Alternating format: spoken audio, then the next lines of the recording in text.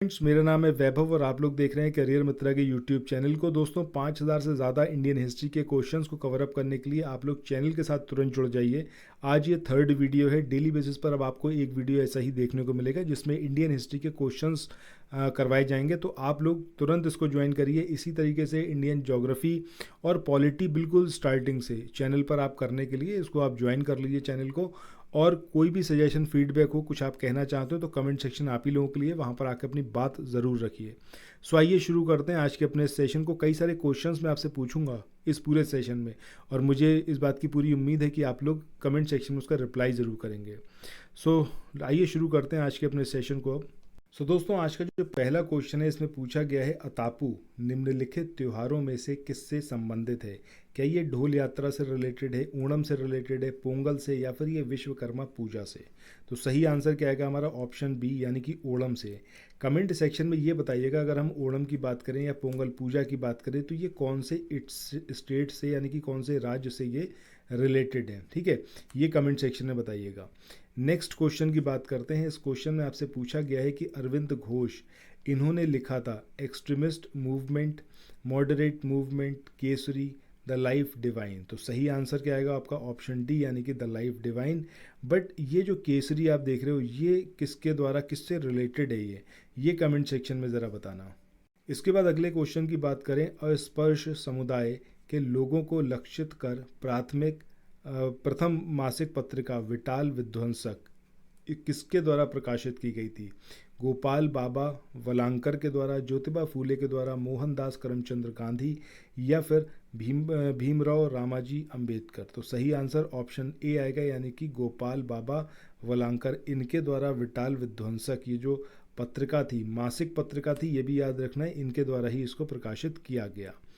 इसके बाद next question की बात करें। इस क्वेश्चन में पूछा गया है कि भारत के संदर्भ में शासन में पितृसत्तात्मक दृष्टिकोण निम्नलिखित में से किससे प्रायः संबंधित माना जाता है? ये थॉमस मुनरो से रिलेटेड है, चार्ल्स ग्रांट से, होल्ट मैकेंजी से, या फिर मैकाले से? तो सही आंसर ऑप्शन ए आएगा, यानी कि थॉमस मुनरो से संबंधित इसको माना जाता है। इसके बाद अगले क्वेश्चन की बात करें। इस क्वेश्चन में यहाँ पर पूछा गया है कि निम्नलिखित में से कौन सा युग्म सही सुमेलित नहीं है? पुनः जजिया कर लगाना, ये फारुखशियार के द्वारा कराया गया, सही बात है। मसूलीपट्टनम पर अधिकार फोर्ड ने किया, सही है। सती प्रथा निषेध अधिनियम, ये लॉर्ड विलियम बेंटिक, इनके द्वारा लाया गया, this is also correct. But अब दास्ता के अंत की बात करते हैं तो ये मेलकम से रिलेशन इसका गलत है यहाँ पर, तो आंसर तो हमारा यही होगा। बट ये कमेंट सेक्शन में बताना कि दास्ता का अंत ये किससे रिलेटेड है। ठीक है, ये कमेंट सेक्शन में आप लोगों से पूछा जाने वाला क्वेश्चन है। इसके बाद नेक्स्ट क्वेश्चन की बात करें। इसमें पूछा गया है कि निम्न में से भारत में 19वीं शताब्दी में पड़े किस अकाल को, या फिर किस अकाल को जो है प्रकोप का समुद्र, सी ऑफ कैलेमिटी, कहा गया है? अब ये बिहार अकाल 1873 का है, राजपूताना अकाल 1868 69 का है, या फिर मद्रास प्रेसिडेंसी अकाल 1866-67, या फिर बिहार अकाल 1866-67? तो सही आंसर ऑप्शन ए आएगा, यानी कि बिहार अकाल 1873। मूव ऑन करते हैं नेक्स्ट क्वेश्चन पे। इस क्वेश्चन में यहाँ पर आपसे पूछा गया है कि भारत के गवर्नर जनरल को किस एक्ट के द्वारा अपनी समिति के निर्णय को अस्वीकार करने का अधिकार मिला? ये 1773 का रेगुलेटिंग एक्ट था, या फिर 1784 का पिट्स इंडिया एक्ट, या फिर 1786 का एक्ट था, या फिर 1793 का? तो सही आंसर ऑप्शन सी आएगा, यानी कि 1786 का एक्ट था, जिसके तहत भारत का जो गवर्नर जनरल था उसको जो था इस बात का अधिकार दिया गया कि वो अपनी समिति के निर्णयों को अस्वीकार कर सकता है। इसके बाद अगले क्वेश्चन की बात करें। इस क्वेश्चन में यहाँ पर आपसे पूछा गया है 1773 में एक विनियमन, यानी कि एक रेगुलेशन द्वारा जिला कलेक्टर को उसकी न्यायिक शक्तियों से वंचित कर दिया गया और केवल संग्राहक अभिकर्ता, यानी कि कलेक्ट एजेंट या फिर कलेक्शन एजेंट बना दिया गया। ऐसा विनियमन करने का कारण क्या था? मतलब क्यों इस तरीके का एक नियम लेके आया गया है, कानून लेके आया गया? तो पहला यहाँ पर ऑप्शन है कि लॉर्ड कॉर्नवालिस ने ये महसूस किया कि जिला कलेक्टर की राजस्व संग्रहण की दक्षता अन्य कार्यों के बोझ है ये, ठीक है, बोझ के कारण बहुत अधिक बढ़ जाएगी।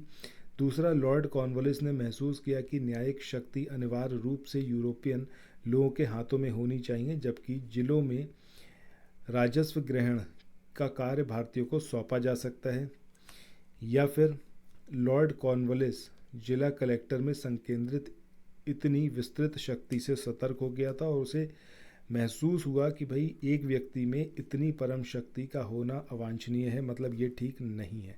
सो आंसर हमारा क्या आएगा? Option C. ठीक है, मतलब लॉर्ड कॉर्नवालिस इस बात से काफ़ी परेशान था कि एक व्यक्ति के हाथ में इतनी ज़्यादा ताकत नहीं दी जानी चाहिए, इसी वजह से न्यायिक जो शक्ति थी वो छीन ली गई थी। अगला क्वेश्चन है कि निम्न में से कौन सी योजना भारतीय स्वतंत्रता का आधार बनी? क्रिप्स योजना थी, वेवेल प्लान था, माउंटबेटन योजना, या फिर इनमें से कोई नहीं? तो सही आंसर ऑप्शन सी यानी कि माउंटबेटन योजना। इसके बाद नेक्स्ट क्वेश्चन की बात करें। इस क्वेश्चन में यहाँ पर आपसे पूछा गया है कि भारतीय स्वतंत्रता अधिनियम ब्रिटिश संसद द्वारा पारित किया गया जनवरी 1947 में, जुलाई 1947, अगस्त 1947 या फिर अगस्त 1946? तो सही आंसर ऑप्शन बी यानी कि जुलाई 1947 में भारतीय स्वतंत्रता अधिनियम इसको पारित किया गया ब्रिटिश संसद के द्वारा।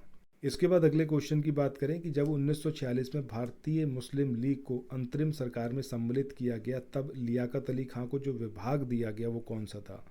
विदेश था, गृह था, वित्त था या फिर रक्षा? तो सही आंसर ऑप्शन सी यानी कि वित्त विभाग था।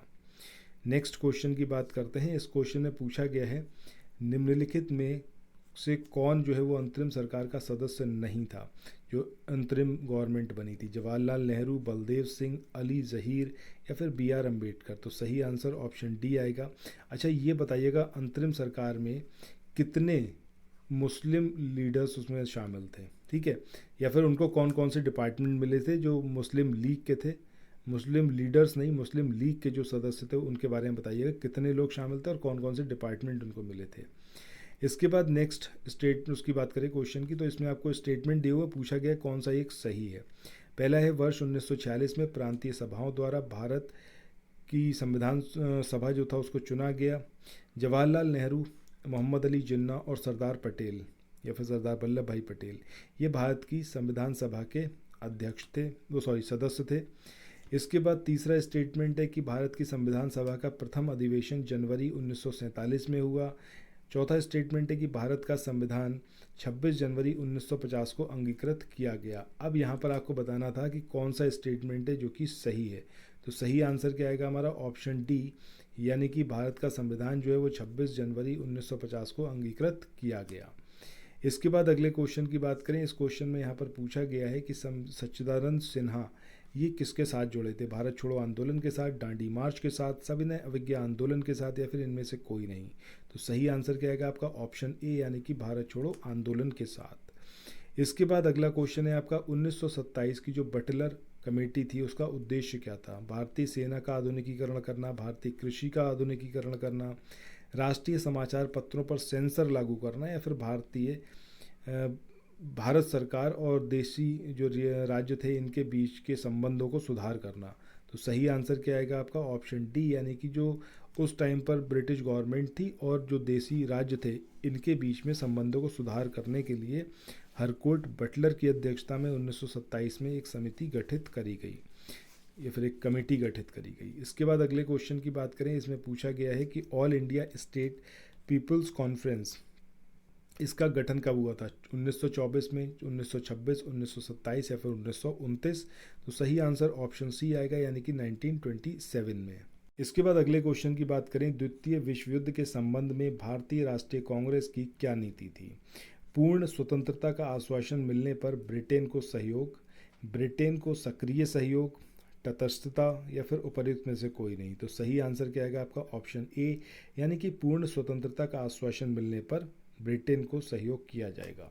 ये एक मतलब मानसिकता थी उस टाइम पर द्वितीय विश्व युद्ध के समय। इसके बाद अगले क्वेश्चन की बात करें। 1939 में कांग्रेस मंत्रिमंडल ने 7 प्रांतों में त्यागपत्र दे दिया क्योंकि कांग्रेस अन्य 4 प्रांतों में मंत्रिमंडल नहीं बना पाई थी, या फिर कांग्रेस में वाम पक्ष के उदय से मंत्रिमंडल का कार्य कर सकना असंभव हो गया था, या फिर उनके प्रांतों में बहुत अधिक सांप्रदायिक अशांति थी, या फिर उपर्युक्त कथनों में से कोई भी नहीं? तो सही आंसर क्या आएगा हमारा? Option D.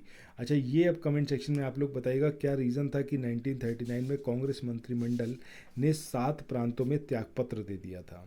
चलिए, इसके बाद अगले क्वेश्चन की बात करें। इस क्वेश्चन में पूछा गया है, भारतीय मुसलमानों के पृथक राज्य के लिए पाकिस्तान शब्द का प्रयोग सबसे पहले निम्न में से किसने किया? सर मोहम्मद इकबाल ने, सर आगा खान ने, मोहम्मद अली जिन्ना ने, या फिर चौधरी रहमत अली और उनके फ्रेंड्स ने? तो सही आंसर ऑप्शन डी आएगा, यानी कि चौधरी रहमत अली और उनके मित्रों ने। इसके बाद आज के इस वाले सेशन के आखिरी क्वेश्चन की बात करते हैं। यहाँ पर पूछा गया है कि मुसलमानों के लिए पृथक राष्ट्र का विचार दिया था मोहम्मद अली जिन्ना ने, सर सैयद अहमद खान ने, सर मोहम्मद इकबाल ने, या फिर लियाकत अली खान ने? तो सही आंसर यहाँ पर हमारा क्या होगा? मोहम्मद इकबाल, यानी कि ऑप्शन सी जो है वो यहाँ पर सही होगा। सो दोस्तों, इसी के साथ आज के इस वाले सेशन को यहाँ पर एंड करते हैं। फिर मिलते हैं नेक्स्ट वीडियो में। Till then thank you so much, have a nice day, bye bye. और चैनल सब्सक्राइब नहीं किया है तो ज़रूर करके जाइएगा।